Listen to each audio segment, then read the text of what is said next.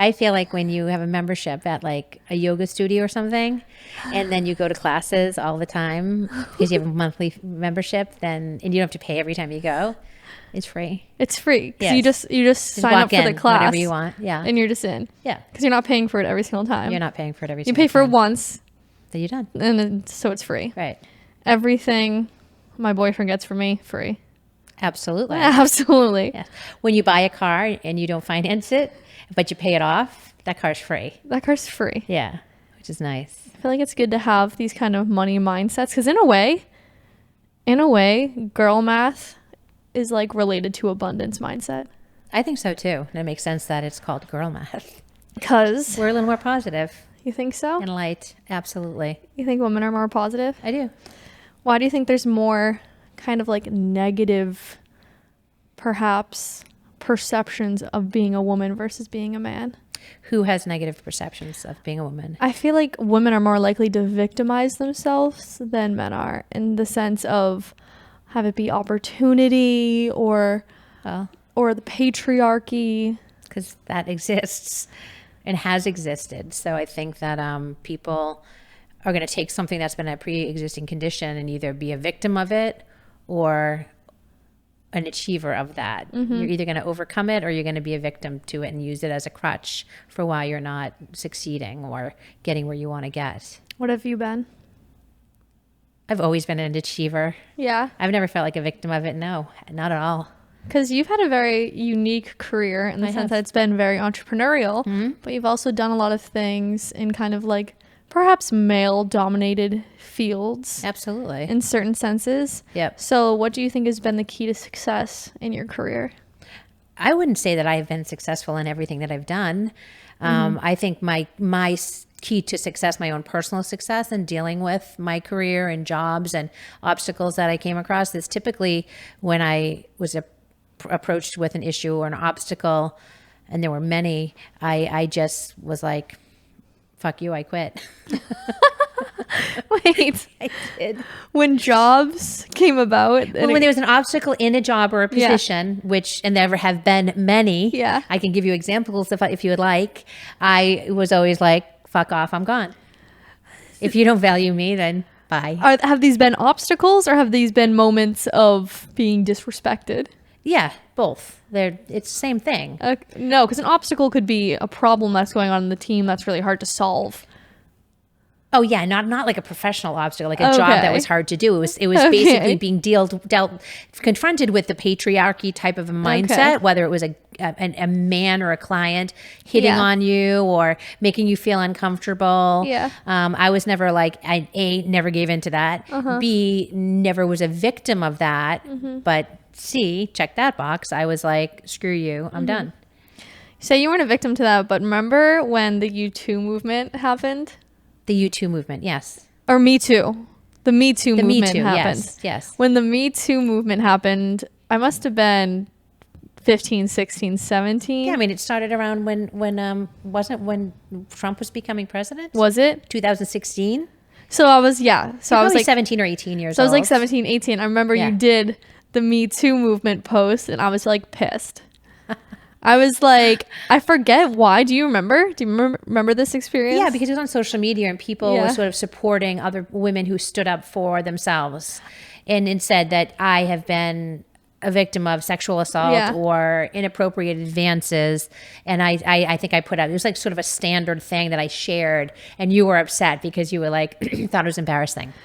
Did I think it was embarrassing? I feel like I remember being more upset than I obviously would be now because I was yeah. like 18. However, I remember just thinking there was a certain, I don't know, I don't want to say this in the wrong way, but I've never been someone that's for the kind of like, I've been a huge victim of this. No, but I don't And think doing that- it publicly. I don't think that was the purpose. No, that's to say, if it were to come out today, Yeah. would I say or do anything? I probably wouldn't. My mindset's a little more like less Yeah. to go along with the pack. But I think it was more not, I've been a victim, Yeah. but stand up for yourself and have a voice Yes. and don't be afraid to say, yeah, me too. Like Yeah. me too. And like when I say me too, I mean, gosh, there's 20 times at least. 20? Yeah, this isn't rape. This isn't like something specific, but it was like I went to San Francisco with a client from a company in Boston when I was working for a PR firm in Boston, and I had to do this whole media tour for this vice president of this company, and he tried to get me to go back to his hotel room.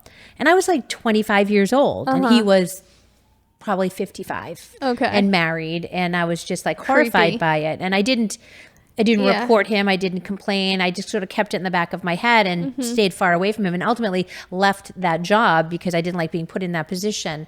And that's the issue. Yeah. And that's what I totally agree with, because I think that kind of movement can be really good for highlighting an issue that's going on. Because once that movement happened, I do feel like it must have had an impact on like workplace demeanor of sorts. Oh, absolutely. Yeah. 1,000%. Yeah, I think it changed everything. Yeah. So I think the immaturity of me being like 17, 18 and seeing that, maybe feeling embarrassed, but also just not liking the kind of victim mindset. But now I can see like sometimes we do need to kind of speak out on things that happen and big matters in order to make that kind of difference. Right. And I feel like those kind of things happen naturally more in kind of like corporate roles, because I work for myself and obviously I'm not surrounded by I see like maybe 1 to 2 45+ year old man that isn't dad like a month. You're less likely to run into that. Exactly. When I was 16 years old, I worked in a restaurant called The Chef's Hat, and it was in Weymouth, and 16 or 17, and I was a waitress, and the owner was this old guy in his 60s, and he like cornered me in the back kitchen and like that assaulted me, and I didn't know what to do, and basically my boyfriend and my brother went down and threatened to beat him up because I was afraid to go to work. So how inappropriate is that? Yeah, that's bad. It's really bad.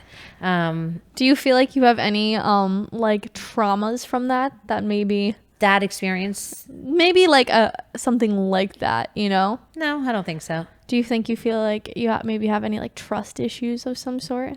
No, because there's good guys out there and there's bad guys. Yeah. I always knew that. Do you feel like you have any traumas that lead to like limiting beliefs that you still have?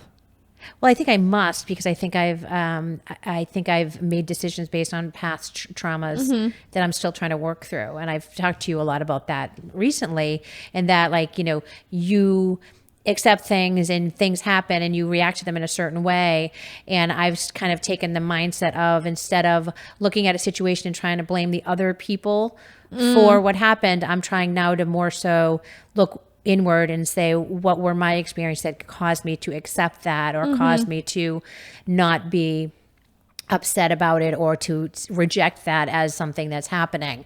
And I think that maybe it goes back to being 13 years old and my parents separating and my father leaving. I think that was traumatic for me. Yes. And then being left with my mom, who probably wasn't quite ready to be a mom to 5 kids. And she was having her own little midlife crisis because she got married at age 18. And so there was a sense of needing security and safety and being afraid to rock the boat. So I think, I'm still working through a lot of that, but yeah.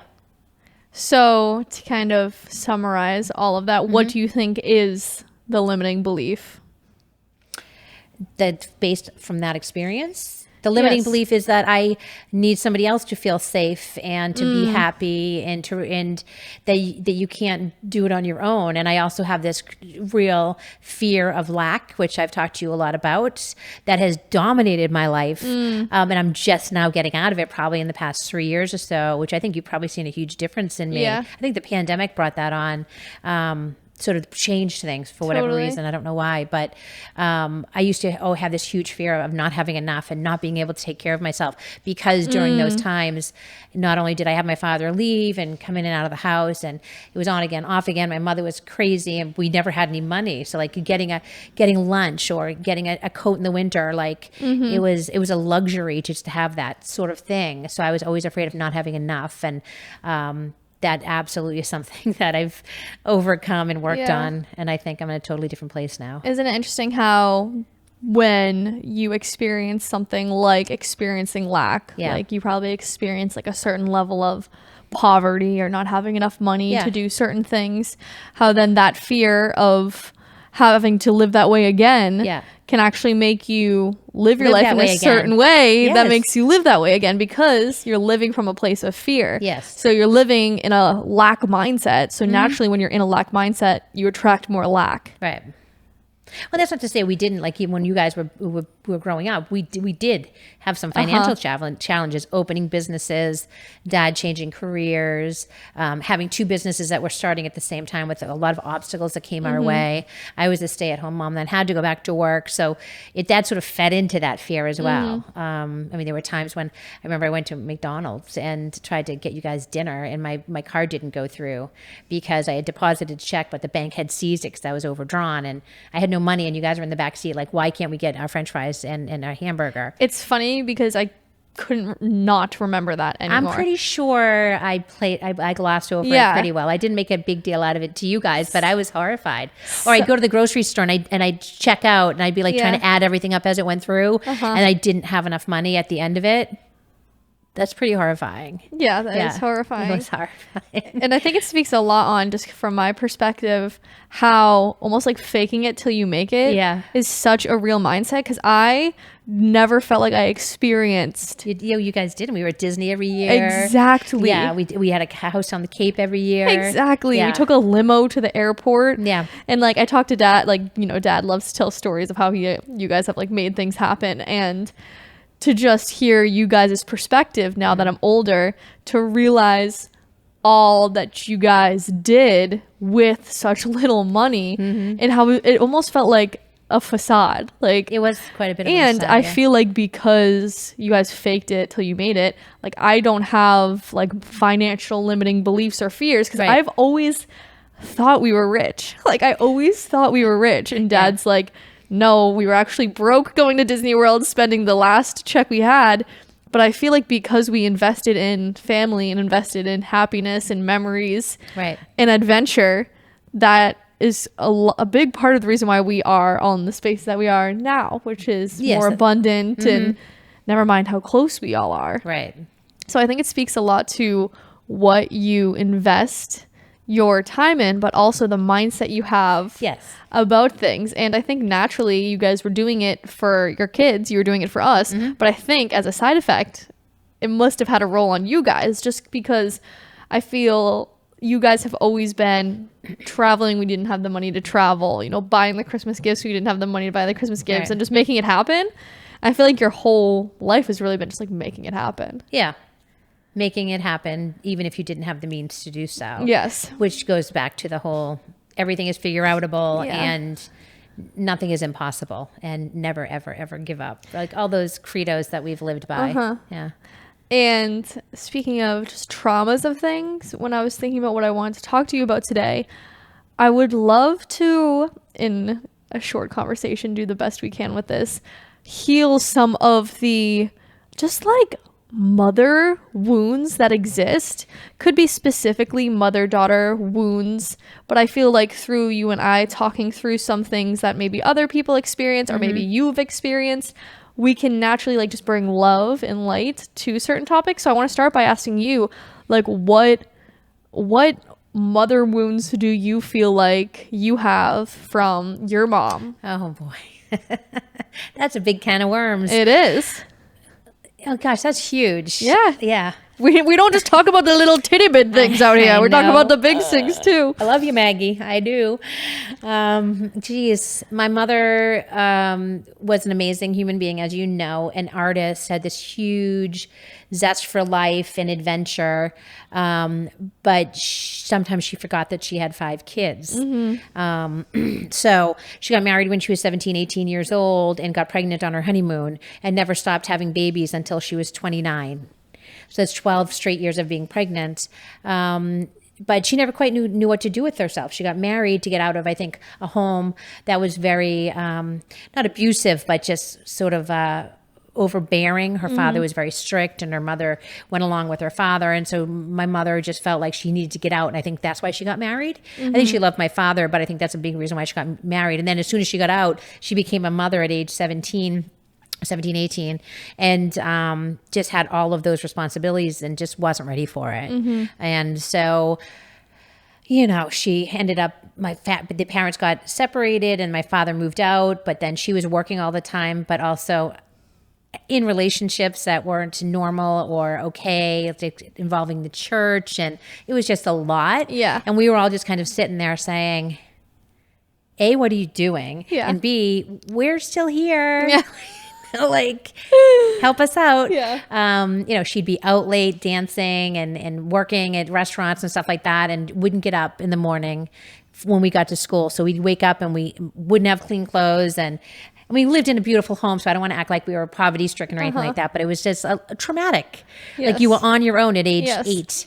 Yes. Yes. And I just want to say that for listeners, Maggie, my mom's yes. mom, has passed away. She has passed away. And I believe even if she was still alive and heard this, or even now when she hears this and her spirit hears this. She does hear it. She does hear it. She addresses it in my Reiki sessions always. Exactly. Yes. And I believe, this is my belief, that when you pass on, you do have just the unconditional loving perspective on situations. So she would never be like mad at you for talking about this right now. No, she would never be mad. And in fact, she'd kind of snicker and agree. Yes. But it was like I was the adult and she was the child. I mean, always. And I don't even, you might have even seen that as my daughter, and she's a grandmother. She was just very like wild and immature. She would say anything. She smoked a ton. Yeah. She was fun. She was fun. I was actually thinking of her today, and I was like, "Damn, I miss her." I know. I wish she was still around. I know. She's amazing. Because I felt like once I like kind of started to become an adult is when I lost her. Yes. So I never got to have like a fun relationship with her. But you were her favorite, I think. I do too. Yeah. Especially you two had a really close bond. Yeah, at the end of her life specifically. Yeah. So thank you for sharing, because that's a very vulnerable experience to share. Yeah. So that was a trauma Yeah. that I, had to grow up with. And how did that evolve into my life? I've become this like super mom, as you say. Like I've never not woken up when you guys have gone to school. You guys never left school without lunch or something. Any, obstacle you guys birthdays, Christmas, any problem, any text, any question, anything, any shoe that needs to be tied, dress that needs to be ironed, dance costume that needs to be found or created, like literally anything full-blown super mom.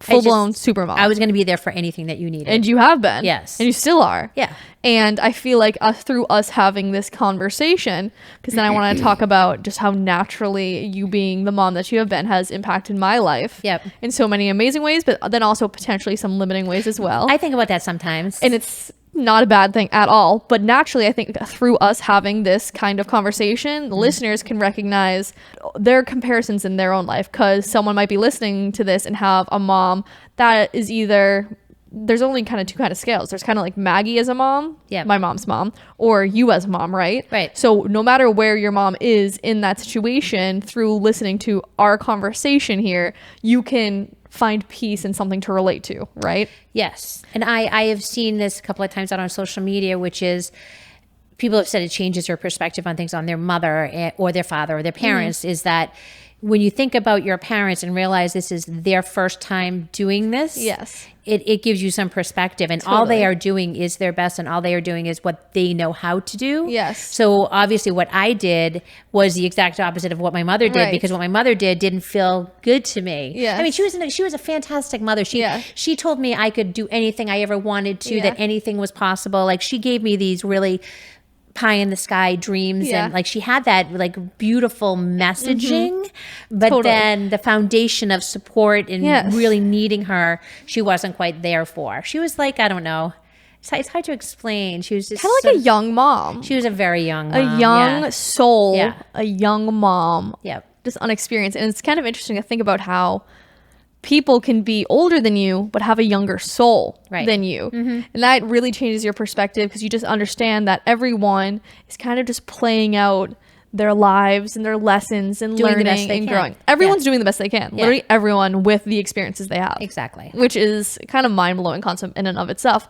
But I want to go back to just kind of the natural ripple effect of mother to child, father to child, child to then becoming a parent, to then having their own children, right? Because naturally you have parented me a certain kind of way, and then I'll have kids, and then I'll naturally parent them a certain kind of way because of how you have parented me. And how will that be? And I'll do certain things. I'm not entirely sure yet. And I'll do certain things that might traumatize them or whatever it is.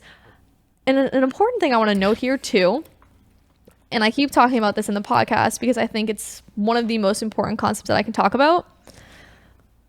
The most important, or one of the most important lessons and practices that we can have in ourselves is recognizing that, okay, we're talking about how your mom triggered you, right? Your mom traumatized you. Yeah. It's recognizing that these traumas and these triggers happen for us. And when we have negative reactions to things, sadness, anger, jealousy, fear, when we have negative emotions, when we experience a negative emotion, what that is doing is highlighting our attachments. And our attachments are what causes all of the pain in our life, with the exception of like falling down and scraping your knee or whatever and like physically getting hurt. But even then, like the reason why, and this is kind of like zoomed out a bit, this deep concept that takes a lot of like meditating on and understanding and just conceptualizing, but it's something that I'm beginning to understand. And as I begin to understand it, I want to kind of like spoon feed it to listeners a little bit as well. But the reason why we are experiencing Shannon and you're experiencing Julie, right? Because we're not just Shannon or just Julie. Right. We're something much grander than that. But the human experience is to come down, unless you're an ascended master like Jesus Christ or Buddha. Right. Or Yogananda. I'm not one of those. Not yet. We will be. We will be someday. We will go back to that space. Right. But until then, we are working our awareness back up to that space. And that experience is being a human with a limited perspective of just Shannon, the ego. And the reason why I'm attached to this experience, or the reason why I'm only experiencing this version of reality, the reason why I'm only experiencing Shannon's perception of things, is because I'm attached to Shannon, to the body, to this story, to the story that is Shannon. And there's no good or bad in that, because it's a great time to be attached to Shannon as well. Well, who else would you be attached to at this point? Well, the ascended concept, or the kind of like zoomed out perspective on it, is that we come down to be humans to work through our desires and our attachments to eventually become fully detached again. Right. And Jesus Christ, Buddha, But in this Yogananda, experience, you're meant to be Shannon working through the things that you're working through. entirely. Right. But when you look at ascended masters like Jesus or Buddha, they are fully detached and experience every awareness, every perspective fully, without attachments or expectations towards any of it. So they experience everything. Right. There's a saying that the ascended masters see through your eyes, because they experience all of us. Right. Which again is a very kind of out there concept. But I'm just so big on that concept for so many reasons. But one of the reasons is because it really puts you back into the driver's seat of your life.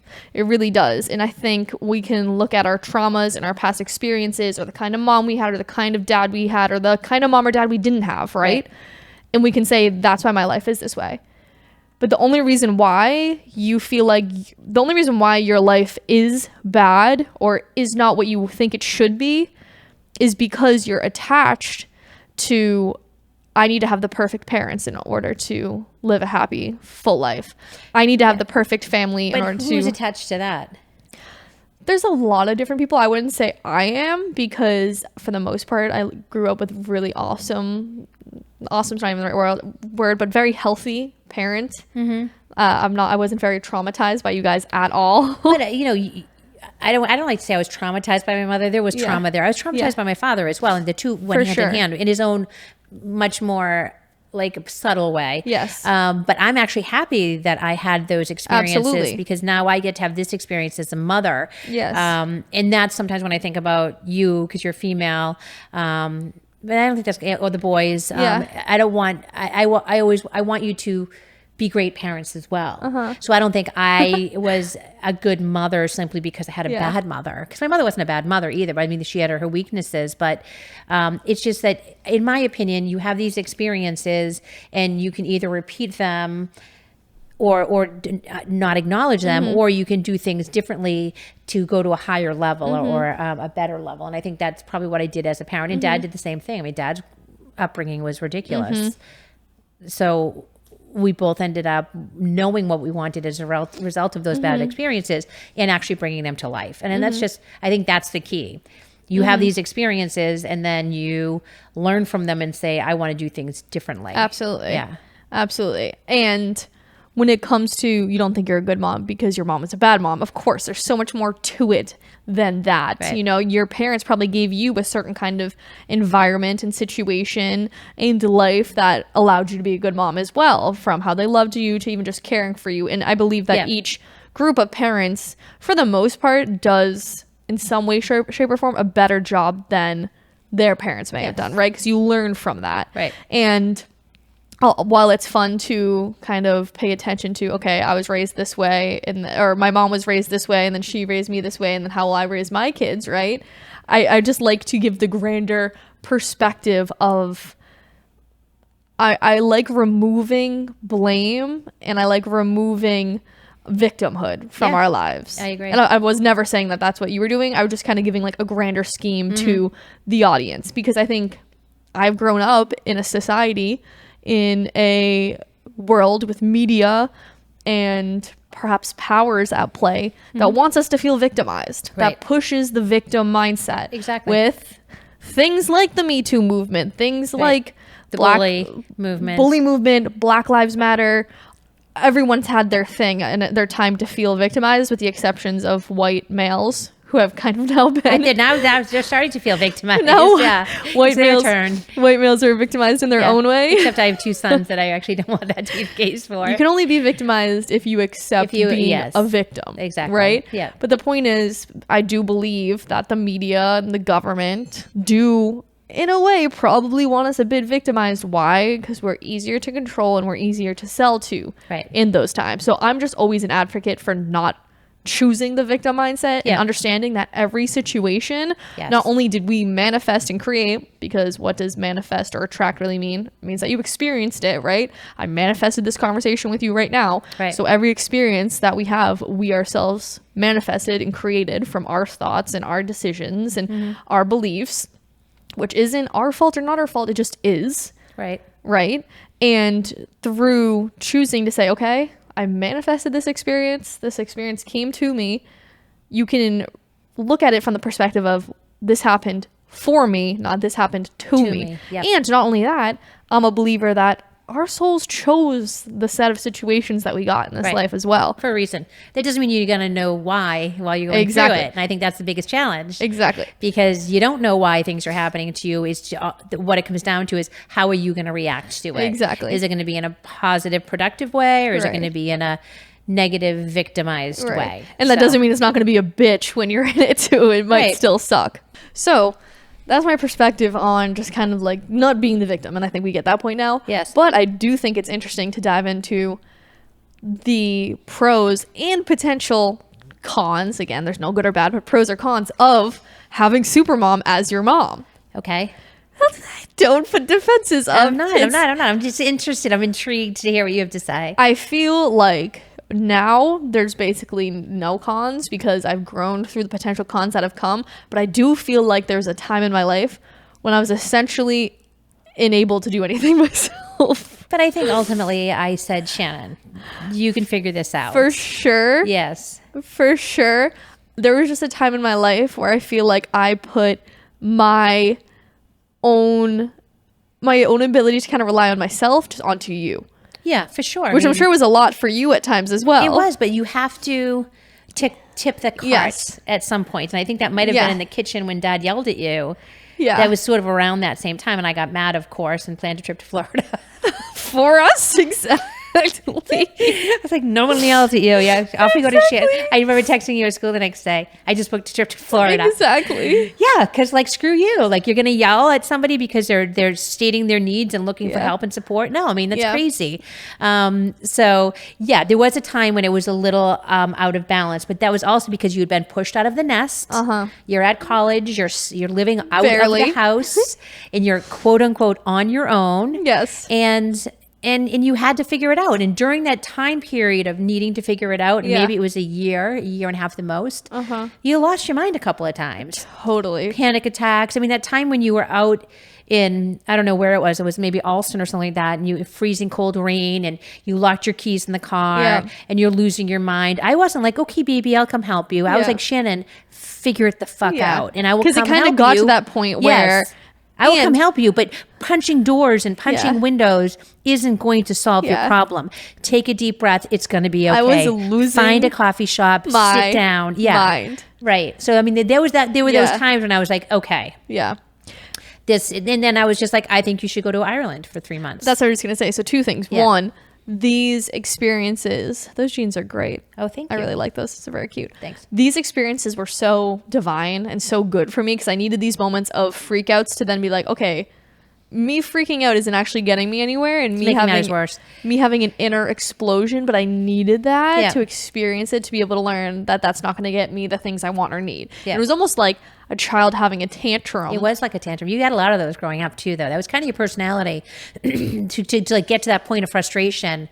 And I was always there to help you. But then I think Yeah. ultimately you realized from age 18 to 21 that you From had to age figure like it out. 22 to No, it was like I had to figure it out myself. by 20, you totally did. And you totally, Yeah. look at you now. I mean, I feel like I'm able to talk about it now because I've Right. come so far. I mean, the way I deal with conflict, difficulty now, I would say is one of the best in our family, at least. I've gotten better too. You're but yes. awesome. Yeah, no, you're awesome too.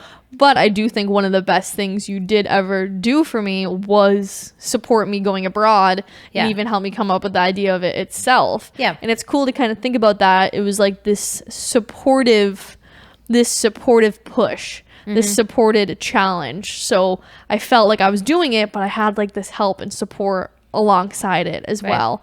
And I feel like what that time of my life really taught me to do was teaching me kind of how to like mother myself. And I've had friends who have traumatic relationships with their mom, where their mom is just emotionally more immature than they are, or psychologically more immature than they are, and just it's very frustrating for them. It's very frustrating for them to have the relationships that they do with their mom, because I feel like my generation and the kind of friends that I have now, they're doing the self-help things. They're doing the meditation, the yoga, they're reading the books, they're doing all the things. So to now have these kind of toxic relationships with their mom, where their mom hasn't evolved past that point, is very frustrating for them. But I had a really cool conversation with a friend about a year ago where she was like, a huge realization for me was, how awesome is it that I get to mother myself? Yes. And to go back to the not being the victim, it's recognizing that we have everything we need within ourselves. And obviously in the young ages of 5, 8, 13, even 21, 25, whatever it is it awesome to have a supportive, loving mom who can be there for you and work through things with you? Obviously it's amazing, but it's recognizing that when you feel like you're lacking something, when you feel like you don't have something and you're looking outside of yourself, like, oh, I need my mom to be kinder to me or to understand me more. Where are you not understanding yourself? Where are you not being kind enough to yourself? Right. And that really opened up my eyes to, I feel like I've always had a really, really good relationship with you, so it didn't give me new perspective on that, but it just gave me perspective on difficult relationships in general, because when we have relationships in our life that are imperfect and we expect them to be a different kind of way, that can be really painful. Right. So to me, I love finding the mindsets that can, the perspective shifts that can help you take unnecessary pain out of your life. And confusion, like being able to have a little more clarity on the reason why things are. That's like I think it's more a thing in this day and age, like with you and your friends, where you analyze a mother-daughter relationship more, or the parental relationship more. Because back when I was growing up, it was kind of like there were no expectations from the parents. Like the parents, like you just went out at night, day, and came home when the street lights came on. Like now we know where you guys are at all times. So there wasn't this sense from myself, like, why is she being such a shitty mother? Like when I came home and I had a pool party, I was in middle school, I had a pool party the next day at Janice's house, and I wanted to shave my legs. And I went into her and said, Mom, I want to shave my legs. And she had a male companion over, and she was like, go ahead. And I was like, okay. So I went upstairs and gouged the hell out of my legs, bleeding everywhere. And I was just kind of like, my heart knew that like I probably should have had some help with this, but I wasn't like angry at her for not helping me, but my brain knew that there was something off. So I guess like there wasn't this frustration of like, why do I have such a negligent mother? Why does she not care enough? Can you talk about, I remember you shaving my legs for the first time. So like when I grew up, I was like, shit, like that was not okay. Like she should have, for safety reasons alone, never mind just like that mother-daughter experience of like, this is how you do it. And like that sucked that she did that to me. And also knowing that she was downstairs with a guy that she probably shouldn't have been downstairs with. It's just the whole thing was like not right. But I was never like mad that she didn't do that for me. But the flip side is, I think I shaved your legs for a while. You did it yesterday for me. It was awesome. Can you imagine? No, 10 years of you shaving my legs. It was a long time. A lot of time. Well, I didn't want you to cut yourself. No, it's probably more like, I think I shaved my legs for the first time when I was like 10. By yourself? No, with your help. Oh, with my help. I got into like shaving my legs, wearing thongs, eyeliner, mascara like early. Yeah, I remember Dad was mad that you were wearing thongs. It was middle school. You weren't 10. But you were definitely young, but it was just to the point where your friends were doing it, and you. How did Dad find out I was wearing thongs? I don't even know. I don't know. It was such a long time ago. It was Victoria's Secret though. I remember that. And he was probably like, "Oh, who's that?" And I was like, "Oh, it's Shannon's." Well, because also you guys wore leggings, so you couldn't wear the underwear with the lines. But you always helped me like maintain, like stay on the can't have granny panty lines with the yoga pants, and all those different things. I mean, I feel like it was a joint discussion and decision, but I mean, I was in tune to what your needs were and what your insecurities were and stuff like that. So I do love the concept of like mothering yourself and like learning to mother yourself, and I feel like you probably had to learn how to do that in a lot of senses. So what do you feel like that practice has been like, and like how can you start to recognize when maybe you do need to mother yourself? Just like for me today? In any way, like however that resonates. Yeah, I don't know. So mother yourself. I feel like for the past 2 decades, I haven't been mothering myself at all because I've been mothering you guys. And I always gave up my own needs for you. And that's not like, oh, I was so, how wonderful was I that I gave up my needs for you? It's just what I did. And it's actually not the best thing to do because you have to take care of yourself too. Totally. And but I was so busy working and all that stuff. So now I feel that you guys are grown and you don't need me as much. And I am mothering myself in so many different ways, whether it's my morning ritual with my incense and my candles and my coffee and my book and my journals, just meditating at night, taking the trips that I've been taking, having my girls trips with my friends, like just all the things that feed my soul. Like when you're a mother and you've got 3 kids and the businesses you're running, you don't really feed your soul because your soul comes last. It's just the way it is. I don't think it's for you. Yes. That's like something, for example, that I plan on doing differently. Yes, you'll probably feed your soul a little bit more, and I can see that. But and I'll have the opportunity to do that because I was raised by you, who and the level of safety and love that you gave me, even if you weren't at the time able to give that to yourself, now allows me to live and function from a certain place. Like and I always want to emphasize this to the people who have issues with their parents, issues with their mom, issue with their dad. We get to live and function from this level of awareness because our parents lifted us up to be here. Right. And you also have a different kind of partner than I had that will allow you, when you have children, to do those things. Because I was, very on my own in a lot of ways, because we owned a bar and he was out at night, and he never changed a diaper. So you chose a different partner, which I think will also help you to be a mother that takes time for herself and feeds your soul and takes those trips. But you never wanted me to leave or go anywhere. No, ever. Yes. That was awful when you left. I know. So awful. So yeah, I mean, everyone lives their own experience. And I think that's why I'm so grateful for the life that I have right now. And I'm so happy to be on my own. And you talk about that trip that you took to Ireland. Yeah. That was my coming out period too. I feel like in some senses we're sisters. I know. I really do. It's really funny because like I sent you off. Yeah. But then I was right behind you and Totally. I went off too. And I remember thinking when I first went, I cried because I was like scared. I was like, well, oh my God, I can't believe I'm doing this and I'm leaving you. And I was leaving Daniel. It's just leaving everything. And it just felt so foreign. Now, get me on that plane. Yeah, totally. I am gone. Like Totally. it's just, and so that was only, how many years ago was that? 4 or 5? That was 2018.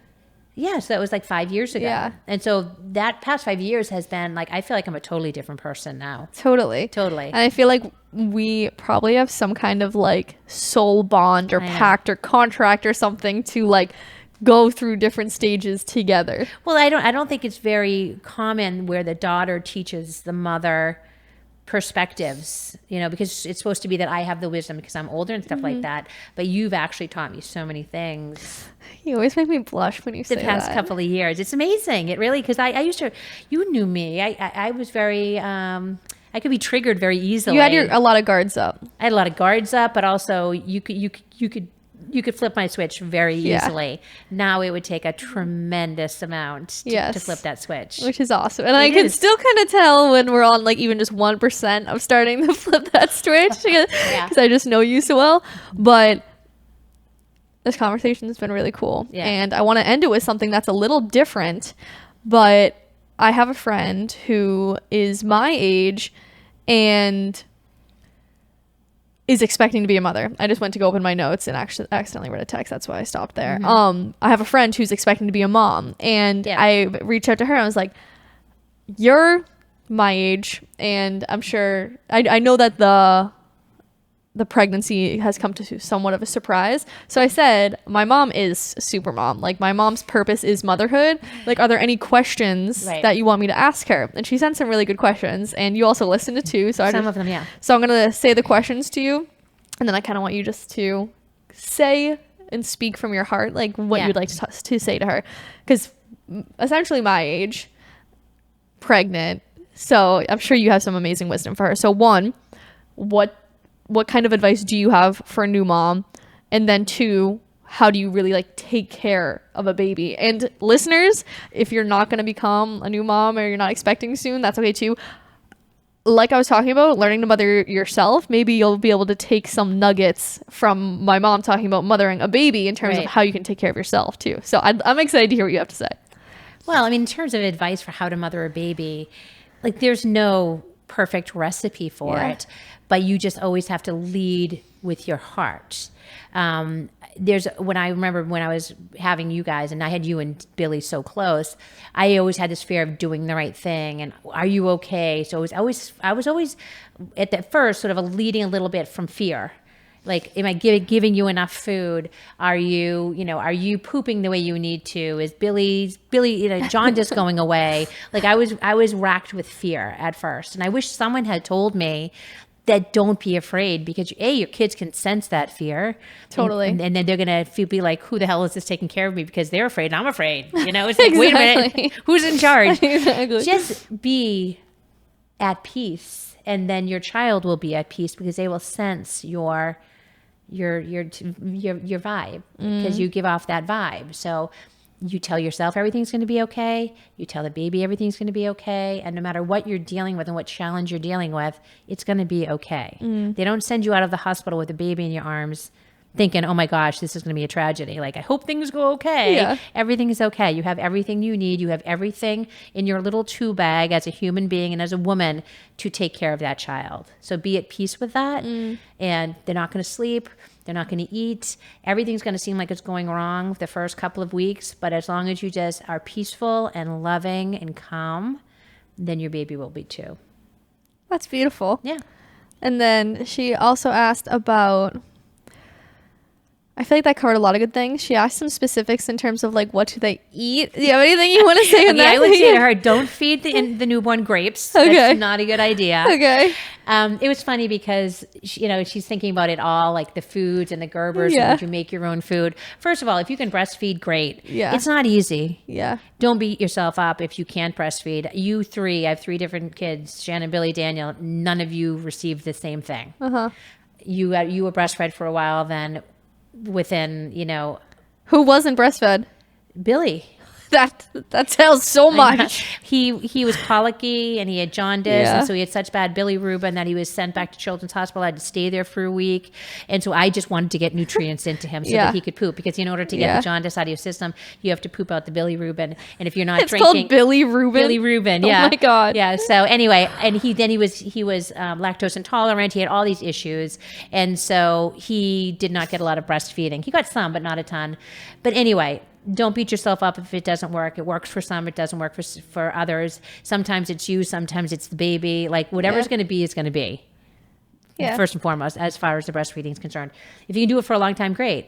Then the one thing I would say is I wish that I could have known, and to me it's so freaking logical, that I could mash up a banana and feed it to the baby, or I could puree an apple and feed it to the baby. Like I bought jars upon jars upon jars of baby food that probably had God knows what in it. Who knows what, yeah. And that's just what you did. Yeah. So I guess I would say, like, don't do just what you did. Like, just Yeah. what everyone's doing. Like, find another alternative. Yes. Do some research. Like, feel comfortable bucking the trends, vaccinations, whatever it is Yeah. that's being told to you, this has to be done.